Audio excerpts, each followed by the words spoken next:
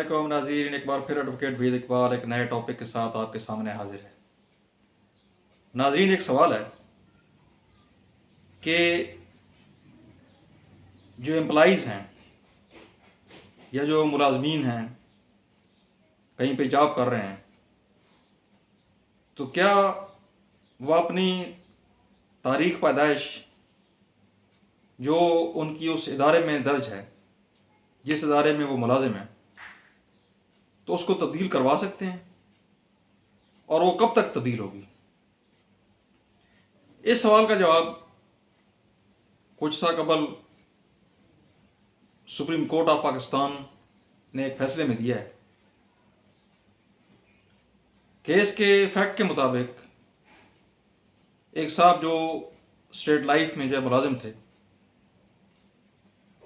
उन्होंने जब state life को ज्वाइन किया तो उस वक्त ज़ाहिर है जब रिकॉर्ड शुरू में मेंटेन किया जाता है तो जो उन्होंने डेट ऑफ बर्थ उस वक्त रजिस्टर करवाई थी वो 1964 की थी। और यही जो तारीख पैदाइश थी ये उनके नेशनल आइडेंटिटी कार्ड में दर्ज थी, क्योंकि 2002 से पहले नेशनल आइडेंटिटी कार्ड हुआ करता था। इसके बाद फिर कंप्यूटराइज CNIC आ गया, कंप्यूटराइज नेशनल आइडेंटिटी कार्ड। तो उसमें भी उनकी जो तारीख पैदाइश थी 2002 में जो उनको इशू हुआ था उसमें भी 1964 की थी। इसके अलावा उन्होंने 2010 में पासपोर्ट बनवाया तो उसमें भी जो तारीख पैदाइश थी वो भी 1964 की थी। फिर 2023 में आके उन्होंने CNIC computerise national identity card जैसा कंप्यूटराइज शनाख्ती कार्ड जो उन्होंने तब्दील करवाया, तो उसमें उन्होंने जो तारीख पैदाइश है वो जो दर्ज करवाई वो 1966 की करवाई।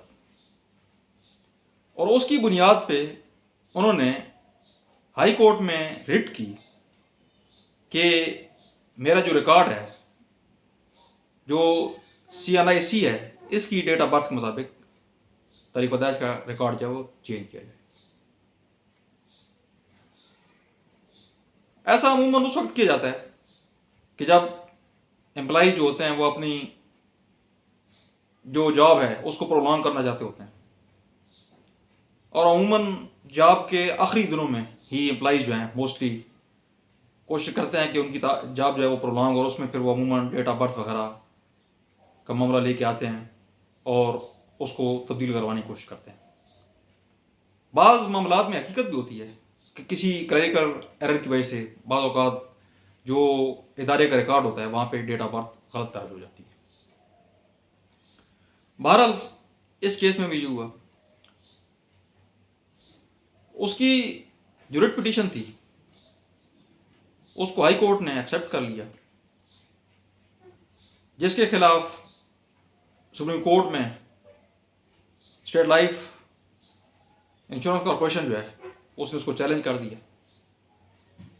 तो सुप्रीम कोर्ट ने अपने फैसले में कहा कि एम्प्लॉई जब ज्वाइन कर रहा था उस वक्त उसने खुद ये तारीख पैदाइश जो है 1964 का जो साल है वो लिखवाई।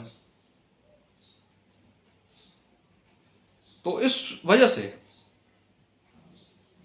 उसकी जो तारीख ऑफ ज्वाइनिंग है उस वक्त जो तारीख पैदाइश लिखी जाएगी उसी को कंसीडर किया जाएगा, और उसी के मुताबिक ही जो मुलाजिम होगा वो रिटायर्ड होगा जो उसने ज्वाइनिंग के वक्त तारीख पैदाइश अपनी वहाँ में दर्ज करवाई थी, इदारे को दी थी। और सुप्रीम कोर्ट ने इसमें कहा कि ठीक है, तारीख पैदाइश तब्दील हो सकती है, लेकिन वो सिर्फ एक ही सूरत हो सकती है, और वो सूरत क्या है? Clerical error. कोई इस तरह की गलती है, क्लरिकल एरर है, क्लरिकल मिस्टेक है, तो उस सूरत में उस गलती को दुरुस्त करवाया जा सकता है, लेकिन उसके लिए बर्डन ऑफ प्रूफ जो है वो जो फर्द तब्दील करवा रहा है उस पर होता है। वो प्रूव करेगा कि ये इसमें क्लरिकल एरर था और इसको दुरुस्त किया जाए। लेकिन एक तारीख पैदाइश जो है वो खुद एक फ़र्द दर्ज करवा रहा है, जब उसने किसी इदारे को ज्वाइन किया तो उसको उस वक्त जब वो रिटायर होगा तो उसी तारीख पैदाइश के मुताबिक जो है वो रिटायर किया जाएगा, चाहे बाद में वो जितने मर्जी ID कार्ड जो है वो तब्दील करवाता फिरे या रिकॉर्ड तब्दील करवाता फिरे। उसको ये साबित करना होगा कि ये गलती क्यों हुई थी। तो इस केस में भी जो अदालत है उसको इसका कोई जवाब नहीं दिया जा सका कि ये गलती क्यों हुई थी। यानी CNIC में, NIC में और पासपोर्ट में सेम तारीख जो है वो दर्ज की गई। दूसरा, इसमें सुप्रीम कोर्ट ने एक अहम चीज़ की तरफ तवज्जो दिलाई। सुप्रीम कोर्ट ने कहा कि तारीख पैदाइश का जो मामला है ये कोई सादा मामला नहीं है, ये थोड़ा सा पेचीदा जो है वो केस होता है। तो रिट जुरिस्डिक्शन जो होती है वो जिन मामलात में एविडेंस की ज़रूरत होती है, जहाँ पे एविडेंस रिकॉर्ड करना पड़ता है, तो उस सूरत में रिट मेंटेनेबल नहीं होती। रिट में तो ये होती है कि एक वाज़ह तौर पे नज़र आ रहा हो, किसी मामले में ज़्यादा इंक्वायरी की ज़रूरत ना हो, ना एविडेंस लेने की ज़रूरत हो, और जिसमें वाज़ह नज़र आ रहा हो कि एग्जेक्टिव का जो ऑर्डर है वो इलीगल है या उसका जो एक्ट है वो इलीगल है और बेज़ाहिर वो नज़र आ रहा है और उसके लिए एविडेंस की ज़रूरत नहीं है, तो उस सूरत में जो है रिट मेंटेनेबल होती है। लेकिन जहाँ पे ये ज़रूरत महसूस हो कि इस के लिए एविडेंस रिकॉर्ड करने की ज़रूरत है, तो वहाँ पे रिट मेंटेनेबल नहीं होती। चुनांचे तारीख पैदाइश के जो केस होते हैं वो तो अमूमन इस तरह के होते हैं कि जिनमें ये ज़रूरत होती है कि उसमें एविडेंस रिकॉर्ड किया जाए।